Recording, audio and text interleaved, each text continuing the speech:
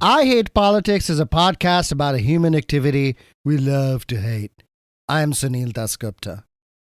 If you've been hit by hidden and sometimes last-minute service fees at hotels and restaurants, you will want to listen to this.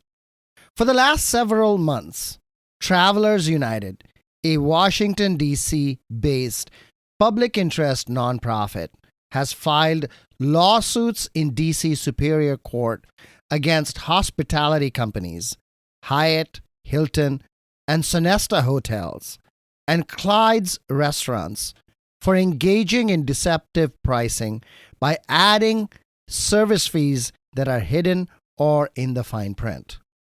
Hidden service fees have been a long-running problem with resorts and hotels, but they have emerged in a big way in restaurants following the pandemic.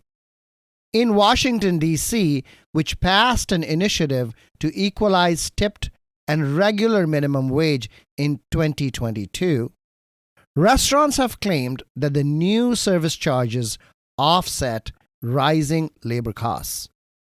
But why not just add the cost to menu prices directly instead of hiding them as an addendum at the bottom of the menu? I talked with Travelers United attorney Lauren Wolf about the lawsuits and the issues surrounding them. Let me start by telling you that I am not a holy man. Never thought I'd believe, I don't know if I even can. I heard of prophets, saints, the Lord our God, and angels too. I prefer to spread the word of my muddled, troubled point of view.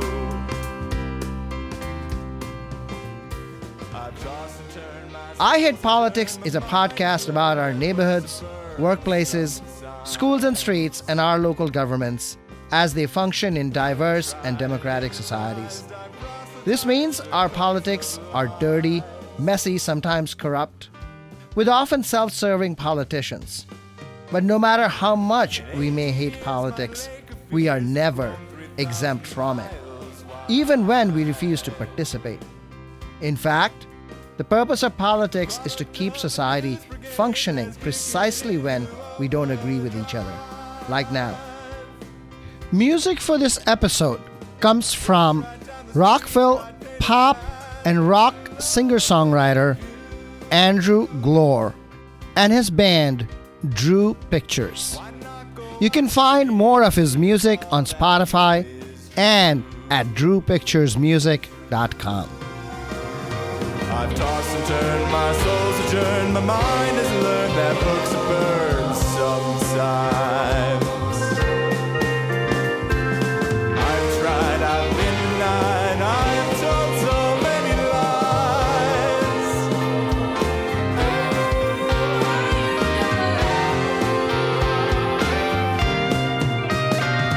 Yes, I have prayed to have it made, to see me paid, to get me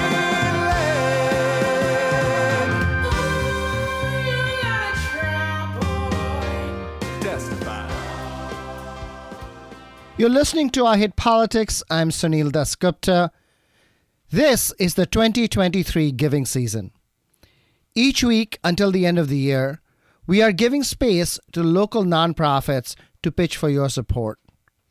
These spots are not paid advertising, but available for free to organizations we have verified as legitimate and wonderful additions to our community. And we'll use your support well. We know that you give generously, and I hope you will consider giving to these nonprofit organizations this year. If you know of other nonprofits who would like to be featured, please reach out at producer@ihppod.org. Hi, my name is Jennifer Freeman, Executive Director of Community FarmShare. We are a Montgomery County-based nonprofit that exists to build a connected, thriving local food system by reducing food and nutrition insecurity in communities lacking access to healthy, fresh produce options and supporting our local farmers. Our work's mission is a win-win-win. Every dollar to Community FarmShare accomplishes three things. One, it helps to support healthy families, particularly low-income residents affected by diabetes and other chronic diseases. Two, builds up our local food system by supporting farmers for their dedication and hard work for growing the fresh produce. And three, addresses climate change and reduces carbon emissions by supporting regenerative farming practices that sink carbon and reducing our food supply's dependence on long-distance transport. Food plays an important role in the season of harvest and holidays. By January, we may feel there's been too much. Unfortunately, for some of our neighbors, there will have been too little. This season, in partnership with local farm partners, Community FarmShare has launched a novel food drive concept with our Fresh Veggie Drive. Donors can shop for fresh veggies to donate, selecting the produce that the farmers have offered for that week, and produce is delivered to local food assistance providers. The Fresh Veggie Drive runs until December 18th. There are two ways you can help. You can donate money at www.communityfarmshare.org. You can also join the Veggie Drive at www.communityfarmshare.org/Fresh Veggie Drive. Thank you. Happy holidays. Do you worry about democracy but fear there's nothing you can do? Join the Civic Circle, where we lift up youth voices and empower the next generation. I'm Eliza Newland-Carney, the founder and president. We're a Montgomery County nonprofit that uses music and the arts to inspire young students to understand and participate in democracy. We're currently raising funds for an AmeriCorps team member to expand our program. To learn more and donate, please visit theciviccircle.org. I'd also love to invite you to join us at our Civic Spark holiday celebration in downtown Silver Spring on Sunday, December 17th. We'll have civic songs, delicious refreshments, creative activities, and a chance to hear from some of our region's most engaged civic and community leaders. Please look for details at theciviccircle.org. I hope to see you there. Thank you. Hi, this is Chris Rutledge, Vice President of External Affairs at Friendship Place. Every year, Friendship Place serves over 4,000 people, including hundreds of children and veterans, by providing them access to housing, food, clothing, and numerous other things people need to thrive. This year, you can take part in our really special Warmth and Joy campaign. Through the Warmth and Joy campaign, we will be able to purchase coats for people in need, toys for children around the holidays, and special holiday meals that will make this a much better season for so many people. Please go visit friendshipplace.org and see how you can be a part of this. We would really love your participation. Happy holidays from Friendship Place. Hello, my name is Janine Rauscher, and I am the founder and chair of the MoCo Prom.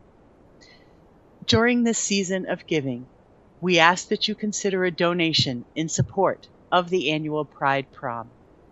This event celebrates the LGBTQ+ community in our county and provides a safe and welcoming space for LGBTQ+ youth to come together, socialize, and dance the night away. However, organizing an event like this requires a significant amount of resources, and we need your help to make it happen. We are reaching out to our community to ask for your support in making this year's MoCo Pride Prom a success. Your donation will help us cover the costs of the venue, decorations, food, and other essential expenses that go into creating a magical evening for our LGBTQ+ youth. Your contribution will make a real difference in the lives of these young people, providing them with a safe and affirming space to express themselves and be themselves. Please consider making a donation today at givebutter.com/2024 Pride Prom. That's givebutter.com/2024 Pride Prom. And help us make this year's MoCo Pride Prom a night to remember for all of our LGBTQ+ youth. Thank you. Hi, my name is John Bogaski.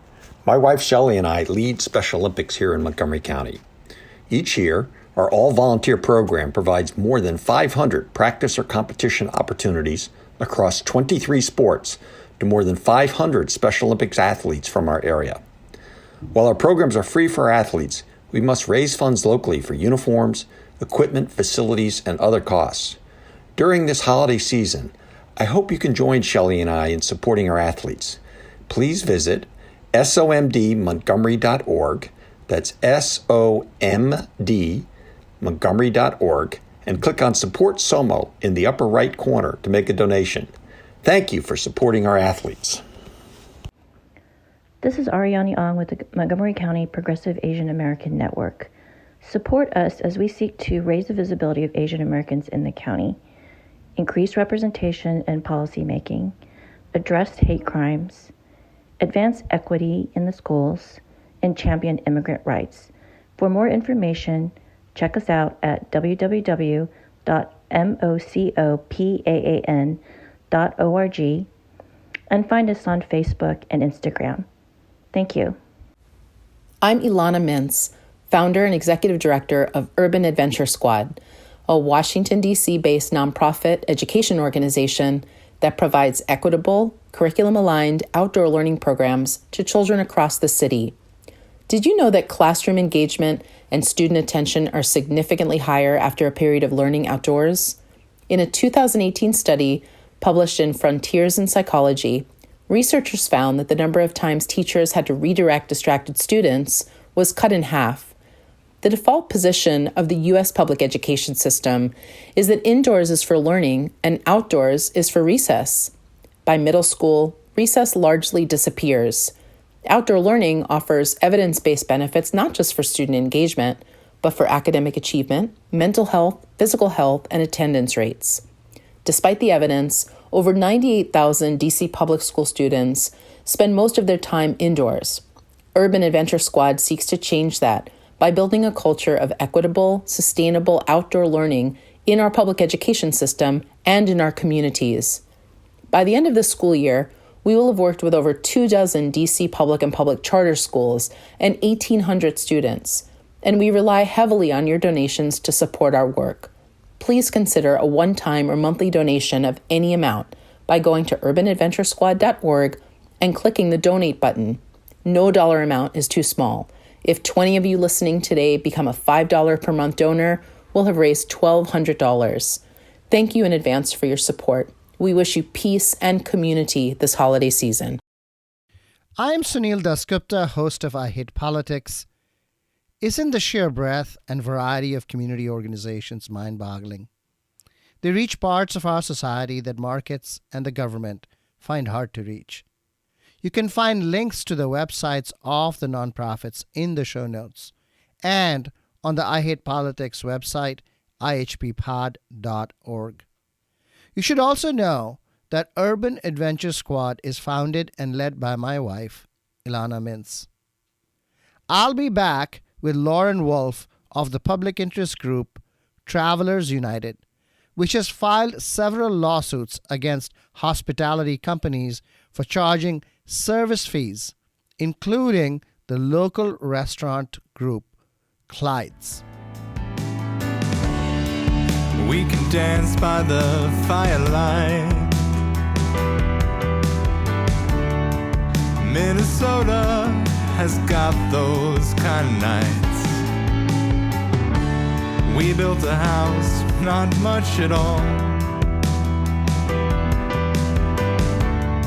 Met the neighbors, let the grass grow tall naturally. Lauren Wolf, welcome to I Hate Politics. Thank you so much for having me, Sunil. You are an attorney for Travelers United, a public interest nonprofit that has filed 3 price deception cases in the DC Superior Court this year against Hilton and Sonesta Hotels and Clyde's Restaurants. We also filed one against Hyatt. All right, and against Hyatt, so 4. Yes. Price deception about, hidden service fees is a long-standing problem. This has been happening at least going back 2012 when I believe the Federal Trade Commission first spoke about it. Why now? Lawsuits are complicated, involved. They take a lot of time. They take a lot of work and a lot of effort. And so we did think before that we could talk to the FTC, we could talk to the attorneys general, and Travelers United has presented about resort fees at the Attorney General before I was there. So before 2016, people from Travelers United were talking to the National Association of Attorneys General about the problem of resort fees and putting this problem in their ear. It took a while later for the first attorneys general to actually start acting.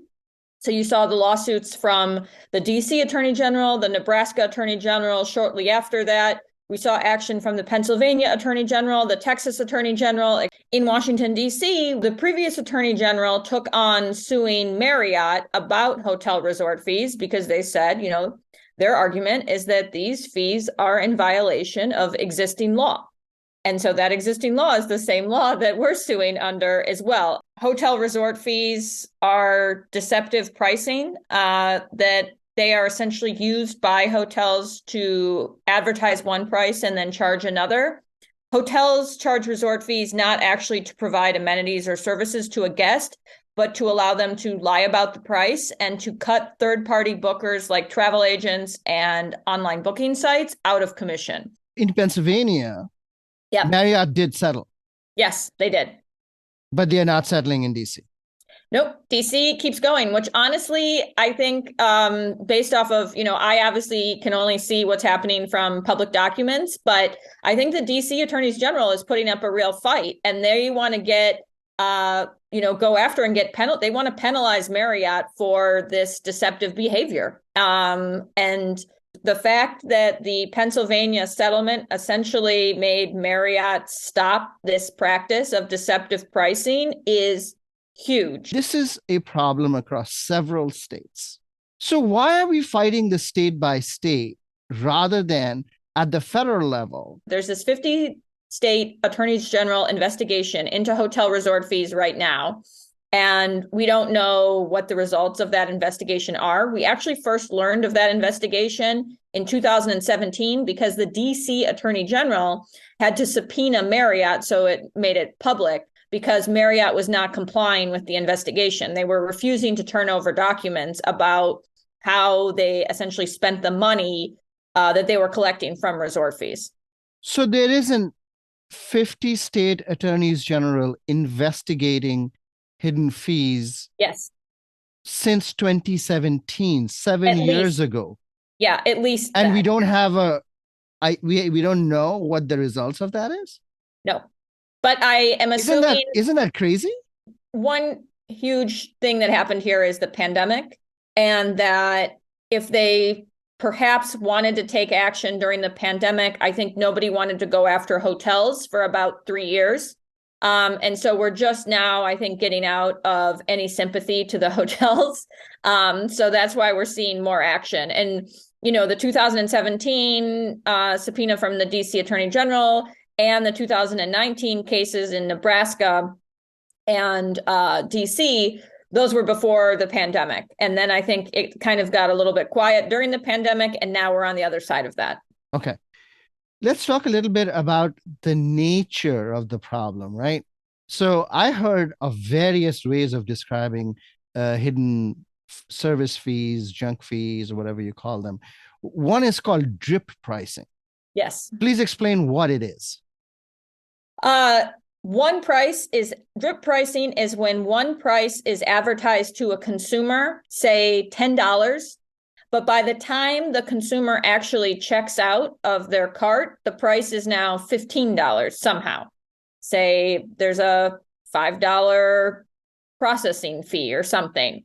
So by the time they check out, the item that was advertised as $10 that was essentially dripped in to advertise and lure in the consumer actually ends up being $15.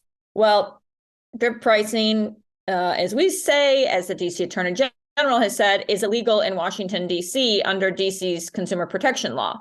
So that's an example of drip pricing.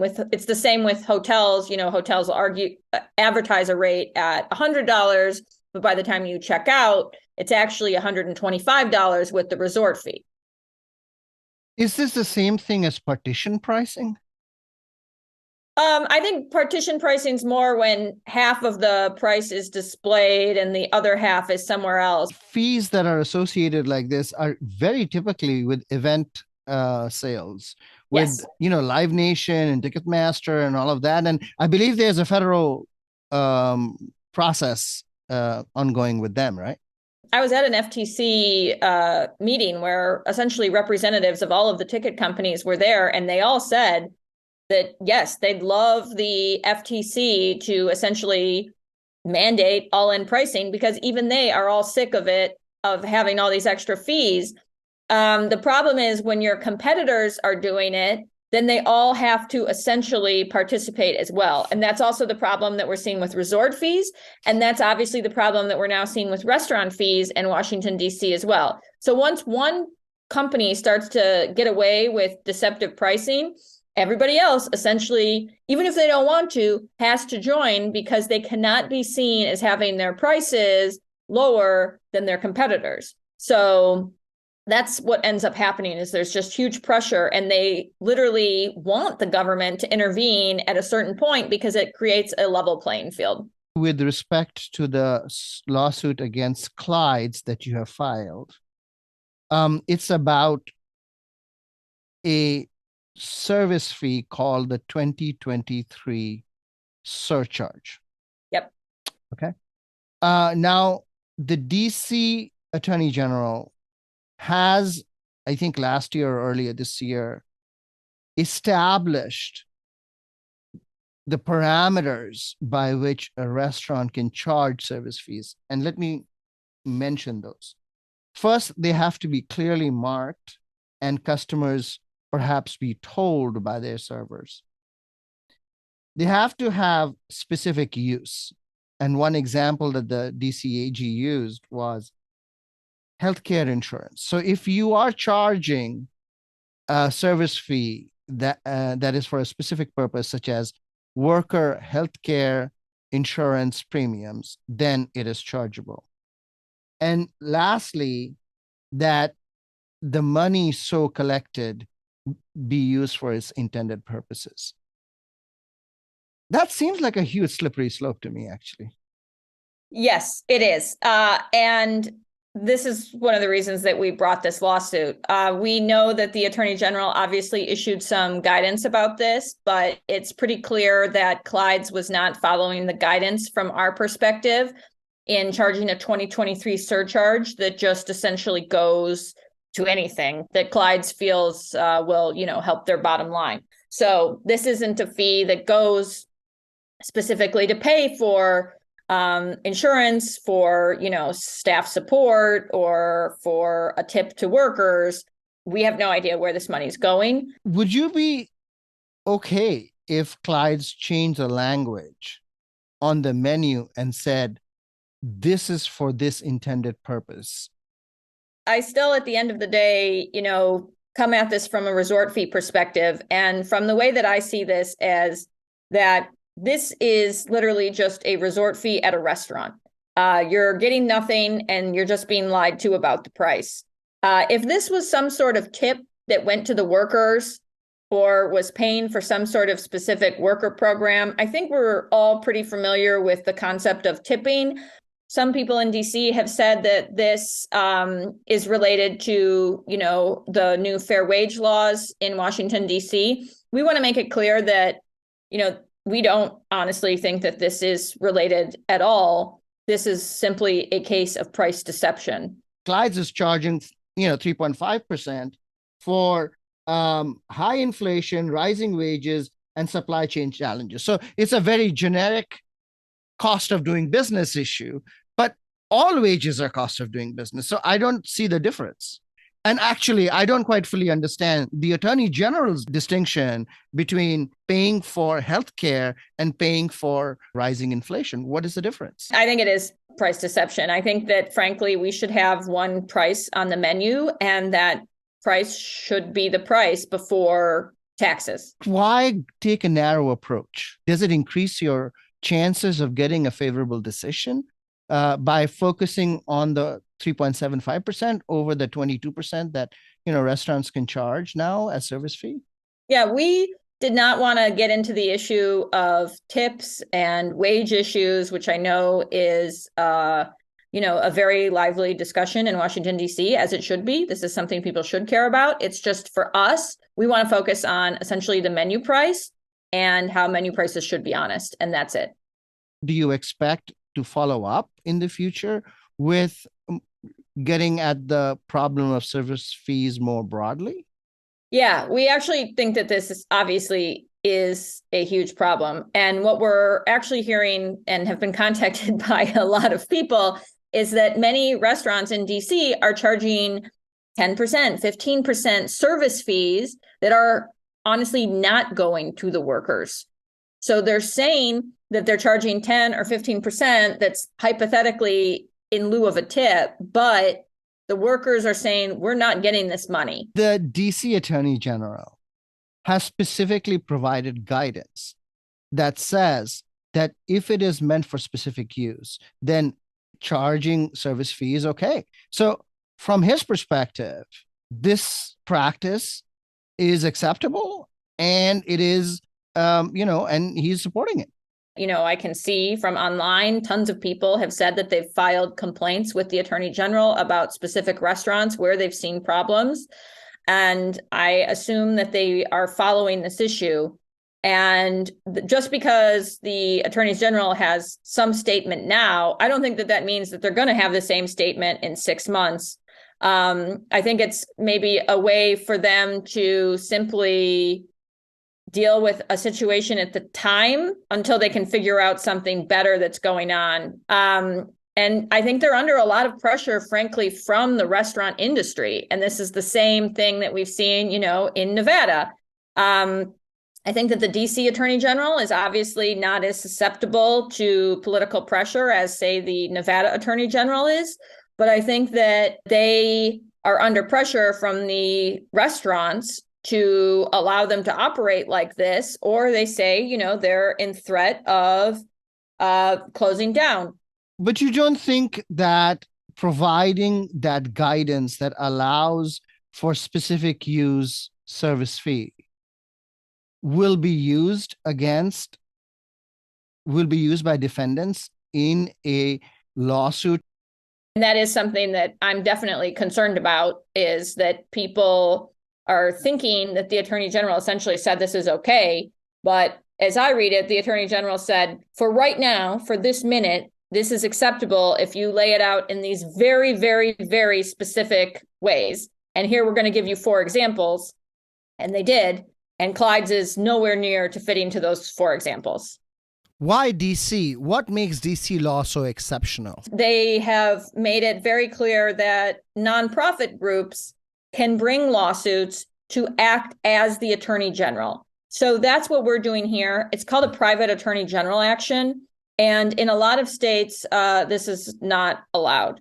So a group like Travelers United that is focused on travel consumer protection, so consumer protection specifically related to travel, can sue to enforce the laws as if we are the Attorney General. So that's what we're doing here. And this is a really great ability that exists in Washington, D.C., and it's one of the reasons that many organizations have used D.C. law to bring their cases. Are there other states that allow you standing in the same way? It's not something that I believe is widely accepted, which is why most of the consumer groups that bring cases bring them in Washington, D.C. What other cases have been filed in DC courts over the price deception issue that you're familiar with? Many consumer groups have brought cases here. A lot of those cases are based on false advertising issues, and there actually has not been a lot under price deception.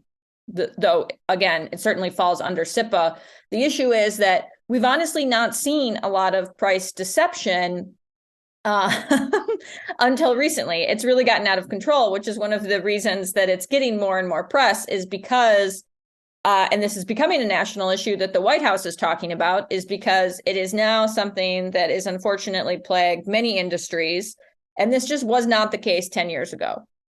apart from White House statements on the importance of this, what other data exists that price deception has become a bigger issue now than it was in the past? I don't have data in front of me.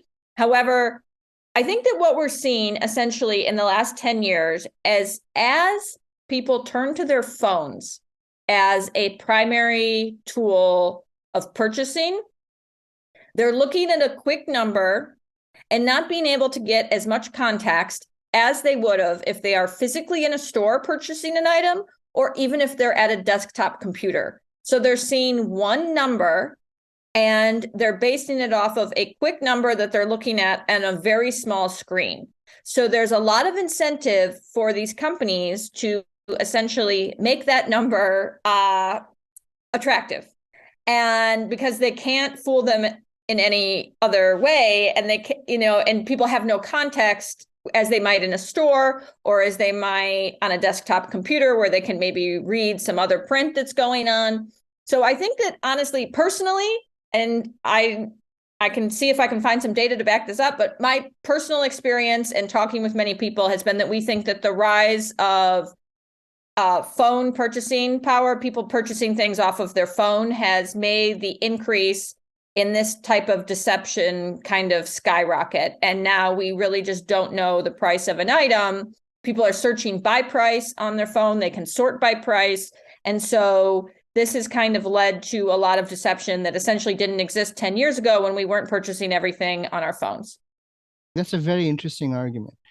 The problem with that is that it is also easier to exit purchasing on a mobile phone.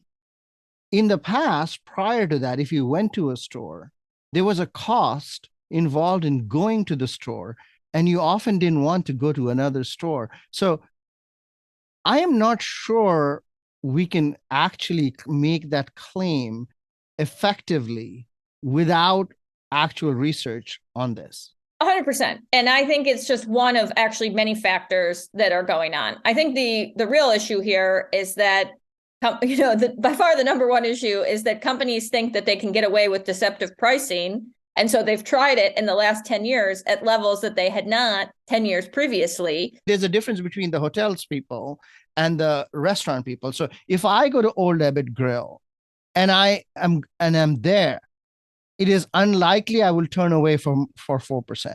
Yep. Right. But if I'm booking hotels and I'm suddenly get this junk fee, I can actually turn away. So do you see that distinction?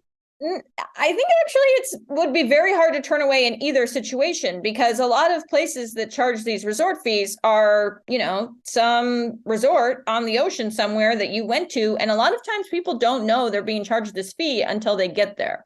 So they check in, they go to the counter and they say, hello, you owe an extra $200 because there's a 50-day resort fee. And the person's like, what?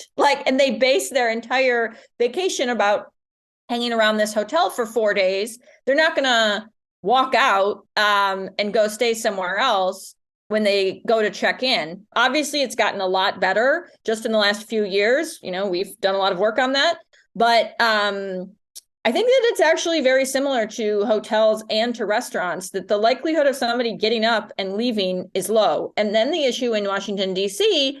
is that we're not seeing these resort fees at just one hotel. Once one adds them, the other hotels add them. And then that's the same thing we're seeing with restaurants. Once one restaurant starts adding these bogus surcharges, then other restaurants in the area start to add them. In my experience, the worst offender is actually Airbnb. I think Airbnb knows that it has a problem with its pricing. It's not just Airbnb, it's all, short-term rental platforms, Airbnb, VRBO, et cetera. Correct. So all these short-term rental platforms, I think, realize that nobody likes their pricing model and that their pricing model can be viewed as deceptive, definitely, which is one of the reasons I think that Airbnb came out in advance of the California junk bill passing, and they went to the White House and they said, we're going to do all-in pricing via a toggle. I think they obviously could still be much more transparent in their pricing, but I think they knew that California was going to pass a junk fees bill. They knew that California was going to pass, in addition to the junk fees bill, a specific requirement that short-term rentals and hotels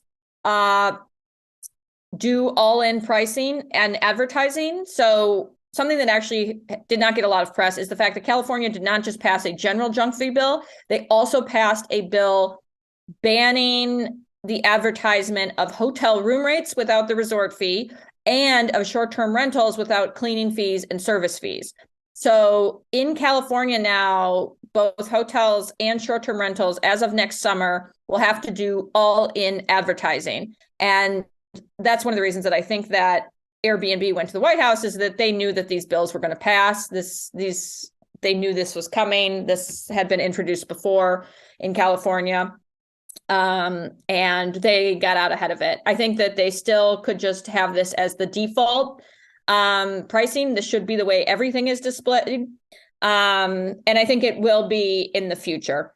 So does California law allow this toggle pricing, that the default can in fact be the exclusive pricing, and then the inclusive pricing is you have to choose for it? What does the California law actually say about that? Yeah, so the California law would essentially say they just have to advertise the price all in. So the all-in price, every price that is advertised in California, when you would go to look at it, is going to have all-in service fees and all-in cleaning fees for short-term rentals. If California can force Airbnb to change its practice, then the practice changes for everybody. I mean, you can't be in Oklahoma and have a different pricing standard, or the system be designed for Oklahomans separately from California. And so kind of moot. Yep. And that's what we're seeing also, like with the Marriott settlement, in Pennsylvania. It essentially makes Marriott have to display all-in pricing everywhere, whether you're in Pennsylvania or whether you're in Oklahoma or California or Alaska. You have to be seeing all-in pricing. So I actually think the junk fee bill is great, and the resort fee essentially ban. It's really an all-in pricing, because you're not really banning resort fees, because you can still have them. You just have to advertise them within the price. The same with Airbnb or other short-term rental cleaning fees and other things. They just have to be in the all-in price. Like, obviously, this is great. But what actually has been very effective are these attorney general lawsuits, because that's where we're really seeing a lot of pressure for the hotels to change. So we're getting hotel group by hotel group by hotel group to essentially have to say that they are going to do all-in pricing. And that's what we're seeing. However, I would be quick to note that after the first announcement from the Pennsylvania Attorney General about the Marriott settlement, a few Marriotts in the Midwest started adding a new environmental surcharge. So it's made it very clear to me that though they might rename a resort fee as a new fee, so we've moved from not being able to display amenity fees or to charge them without, showing them in the advertised rate. They're now just going to try different fees. So there's clearly still the need for a general junk fees bill and for attorney generals to enforce any sort of deceptive pricing, because these hotels are not just going to walk away from essentially deceptive fees. So on the one hand, you just need one attorney general to enforce it, and then everybody will follow. On the other hand, it seems that you're playing a cat and mouse game, that, that industry is going to be ahead of you in terms of what, they can and cannot do, which, they are there to make money. So I'm not, particularly I don't find that particularly galling. It is wrong, but it is not like we never heard of industry trying to extract greater price, right? Yeah. I do think that it's, like I said, an ever increasing problem, and that essentially these attorneys generals and like the lawsuits that we're bringing are just going to have to go after every hotel group. And then you can hopefully in the lawsuit at the end, in a settlement, somehow get the hotels to agree to essentially comply with the law and do all-in pricing. And that's what we've seen so far from Marriott and others. And like I said, there's multiple cases have been going on, and multiple attorneys general have reached settlements with different hotel groups. But it's definitely still ongoing because every hotel group has not been hit so far. And it's like in a state like New York, you're going to have to sue hundreds of hotels if that's hypothetically how you want to tackle this problem, because New York City has uniquely difficult, I would say, issues with hotels. The average price for a hotel room in New York City right now is $502 a night, and that's throughout New York, not just Manhattan. The cases against the hotels, Sonesta, Hyatt, Hilton, are class action suits. But Yes. the case against Clyde's is a action from Travelers United directly, which you are leading. Why the difference? Yeah.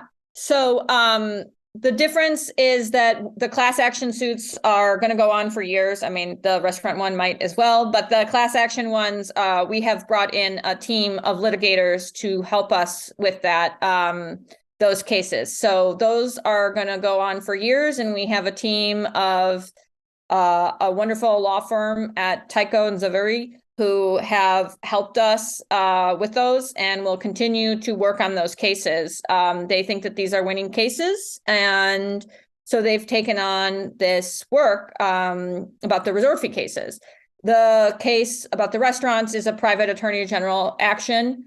So we're just suing to enforce the laws of Washington, D.C. Lauren Wolf, thank you for taking the time to explain price deception and the cases that you're fighting. Thank you so much. You're listening to I Hate Politics. I'm Sunil Dasgupta. I'll be back with a wrap-up, including lessons from my conversation with Lauren Wolf of Travelers United, the Washington, D.C. public interest group that has filed multiple lawsuits against companies for charging service fees.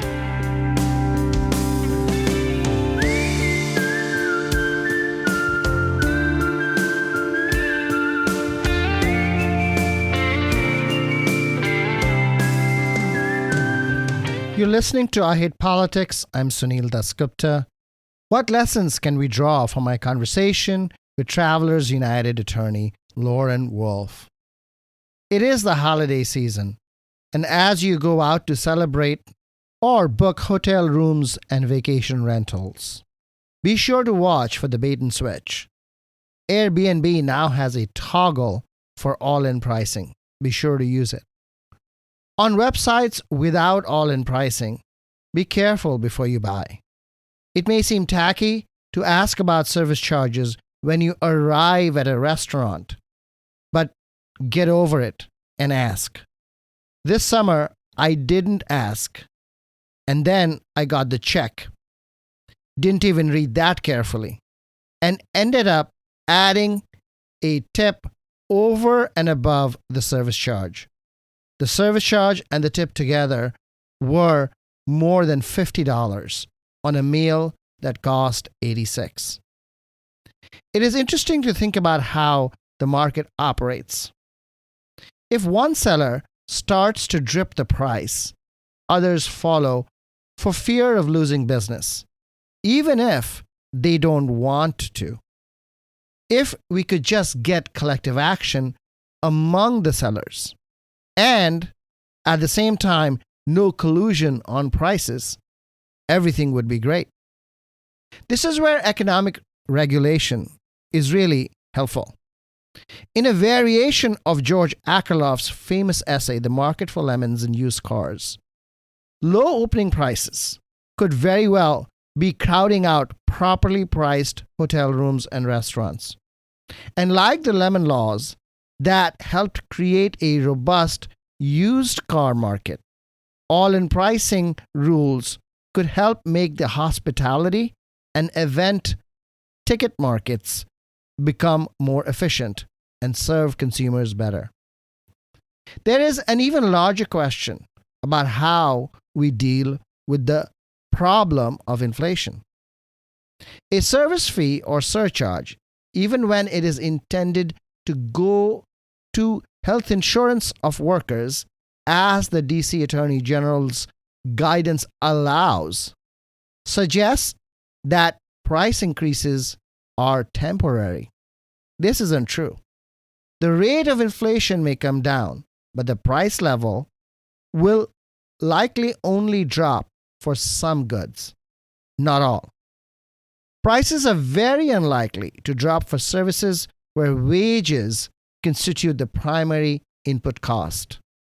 So a surcharge or a service fee may just be a way of easing customers into a price increase.